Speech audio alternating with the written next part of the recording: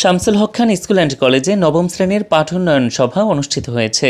শনিবার বিকেলে ডেমরার ঐতিহ্যবাহী ও শিক্ষার আলোক স্তম্ভ শামসুল হক খান স্কুল অ্যান্ড কলেজের কলেজ মিলনায়তনে নবম শ্রেণীর প্রভাতী ও দিবাশাখার পাঠোন্নয়ন সভা অনুষ্ঠিত হয়। এ সময় সভায় প্রধান অতিথির বক্তব্যে বিশিষ্ট শিক্ষাবিদ ও শিক্ষা গবেষক, প্রতিষ্ঠানের সম্মানিত প্রজ্ঞাবান প্রিন্সিপাল ডক্টর মাহবুবুর রহমান মোল্লা স্যার বলেন, আমাদের প্রিয় প্রতিষ্ঠান Shamsul Haque Khan school and college সবসময় শিক্ষার মানোন্নয়ন ও শৃঙ্খলা বজায় রাখতে দৃঢ় প্রতিজ্ঞ। নিয়মিত উপস্থিতি ও সময়মতো ক্লাসে অংশগ্রহণ করা সকল শিক্ষার্থীর জন্য বাধ্যতামূলক। বিদ্যালয়ের শৃঙ্খলা, পোশাক, আচরণ, মোবাইল ফোন ব্যবহারে সচেতনতা বৃদ্ধি সহ উচ্চশিক্ষার আলোকে ভবিষ্যৎ ক্যারিয়ার গঠনের প্রতি আলোচনা করেন প্রতিষ্ঠান প্রধান। এ সময় তিনি আরও বলেন, শিক্ষার মান বাড়াতে বাড়ির কাজ নিয়মিত সম্পন্ন করতে হবে এবং অভিভাবকদেরও সন্তানদের পড়াশোনায় নিবিড়ভাবে সহযোগিতা করতে হবে। আমাদের আরও মনে রাখতে হবে, কমপক্ষে শ্রেণীতে 95% উপস্থিত থাকতে হবে।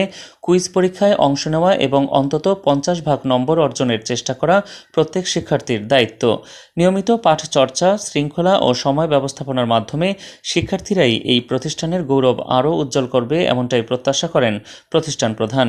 এদিন সভায় উপস্থিত ছিলেন দিবাশাখা সম্মানিত সহকারী প্রধান শিক্ষক জনাব আলমগীর হোসেন, প্রভাতী শাখা সম্মানিত সহকারী প্রধান শিক্ষক জনাব আলমগীর হোসেন মোল্লা, প্রিন্সিপাল স্যারের বিশেষ প্রতিনিধি জনাব বদরুল আলম, প্রভাতী শাখা সম্মানিত সহকারী শিক্ষক, প্রশাসন, নবম শ্রেণীর ইনচার্জবৃন্দ, শ্রেণী শিক্ষকবৃন্দ ও বিষয় শিক্ষকবৃন্দ।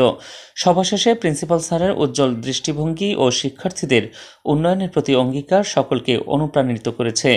উপস্থিত শিক্ষক ও অভিভাবকবৃন্দ একযোগে প্রতিশ্রুতির মাধ্যমে তাদের শিক্ষা জীবনের প্রতিটি ক্ষেত্রে সাফল্যের শিখরে পৌঁছাতে সহায়তা করবে, এমনটাই আশ্বস্ত করেন প্রতিষ্ঠান প্রধান।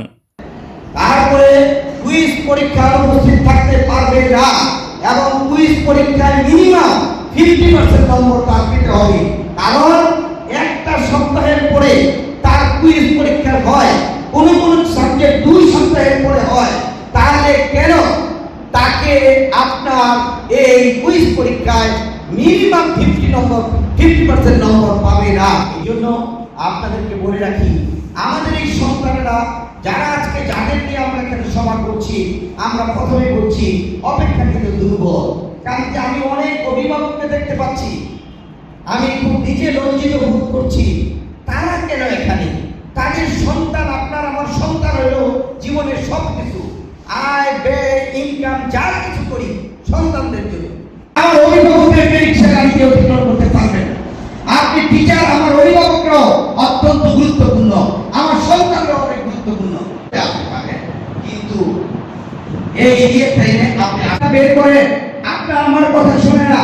এই বয়সে তারা জেনারেশন জি, এইটা তাদের একটা কথা বলে যে আমার সন্তান যে স্কুলে পড়ে আমাকে যখন ডাক দিবে প্রিন্সিপাল স্যার, টিচাররা, আমি তখনই চলে যাই।